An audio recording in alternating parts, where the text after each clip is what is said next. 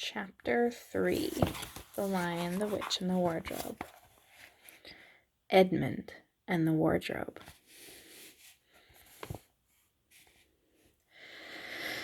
Lucy ran out of the empty room into the passage and found the other three. "It's all right," she repeated. "I've come back." "What on earth are you talking about, Lucy?" asked Susan. "Why," said Lucy in amazement, "haven't you been wondering where I was?" "So you've been hiding, have you?" said Peter. "Poor old Lou, hiding and nobody noticed. You'll have to hide longer than that if you want people to start looking for you." "But I've been away for hours and hours," said Lucy.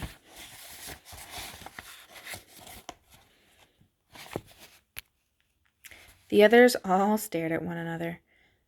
"Batty," said Edmund, tapping his head. "Quite batty." "What do you mean, Lou?" asked Peter. "What I said," answered Lucy.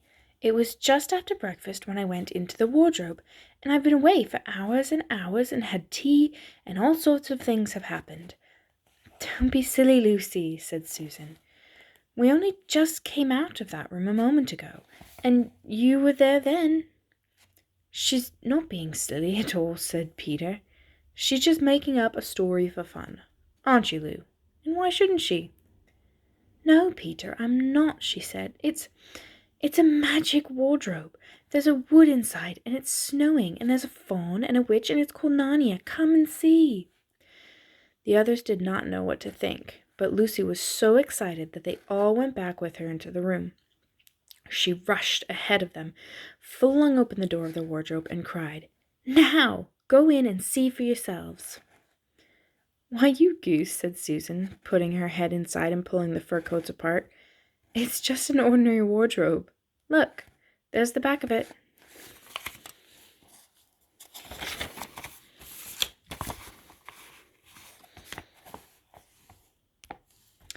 Then everyone looked in and pulled the coats apart, and they all saw, Lucy saw herself, a perfectly ordinary wardrobe.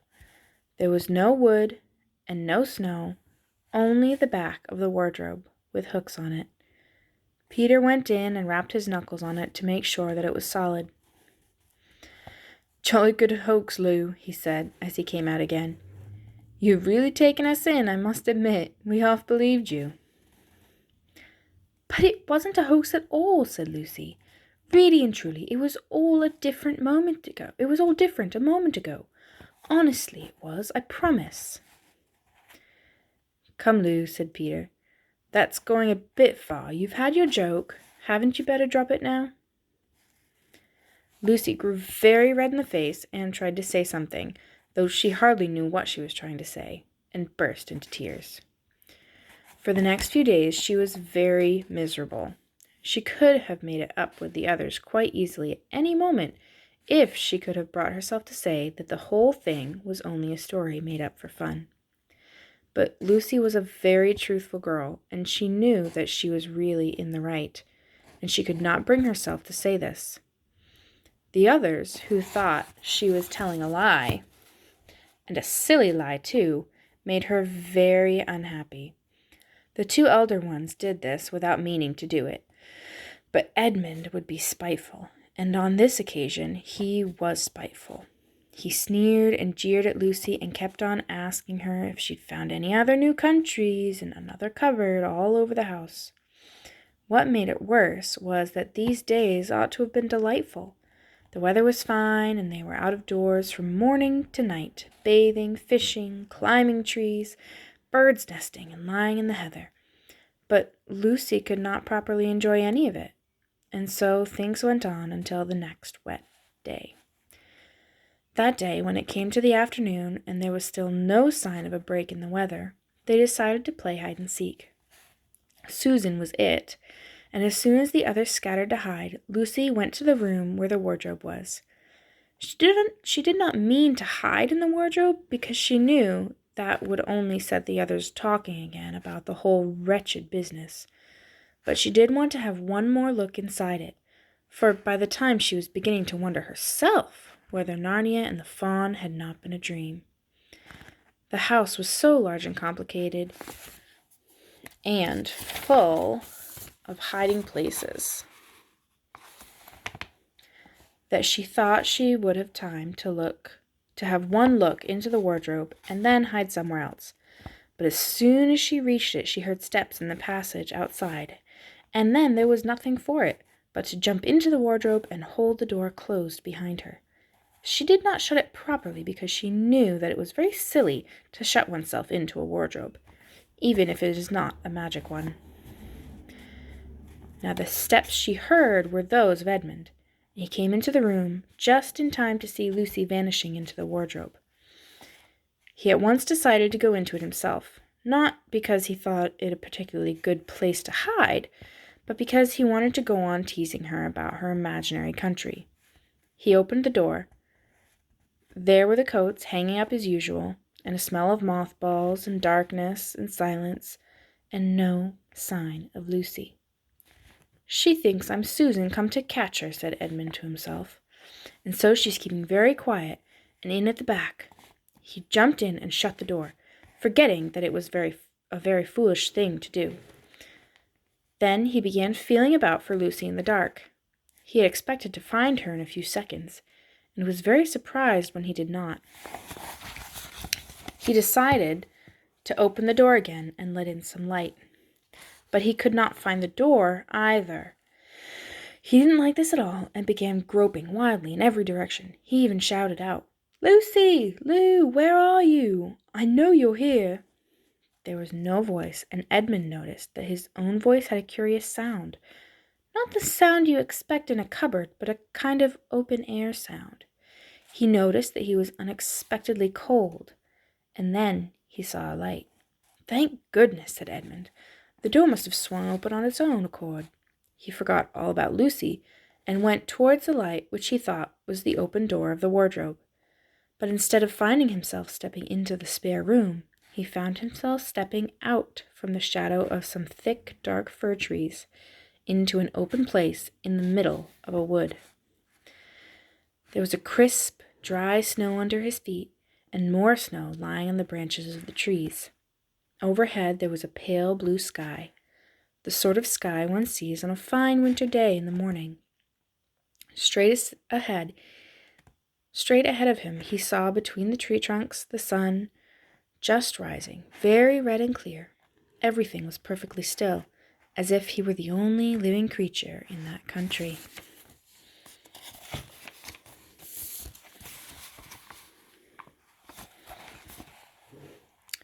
There was not even a robin or a squirrel among the trees, and the wood stretched as far as he could see in every direction.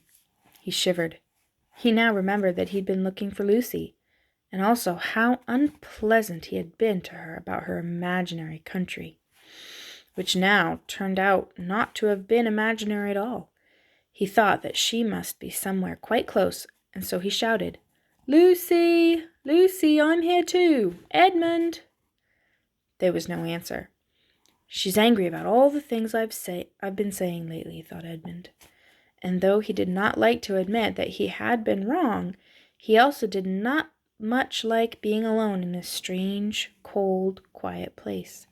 So he shouted again, "I say, Lou, I'm sorry I didn't believe you. I see now you were right all along. Do come out. Make it Pax." Still there was no answer. "Just like a girl," said Edmund to himself, "sulking somewhere.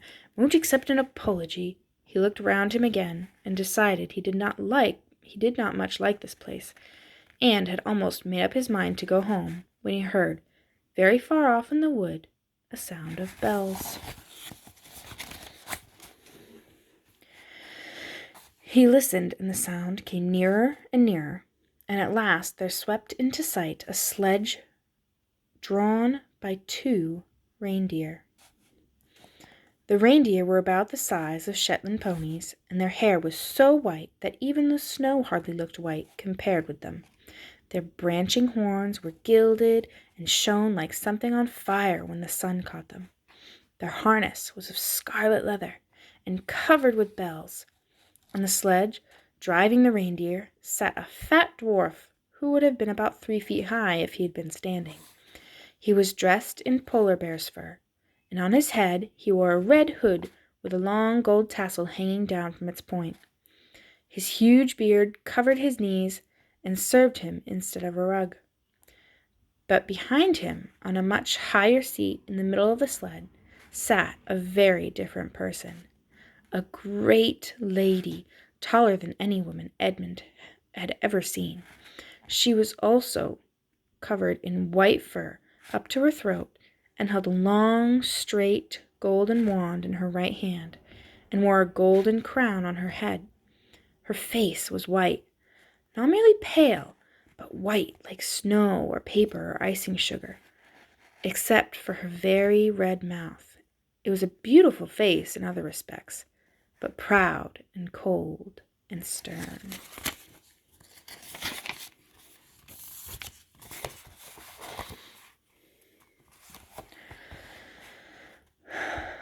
The sledge was a fine sight as it came sweeping towards Edmund, with the bells jingling and the dwarf cracking his whip and the snow flying up on each side of it.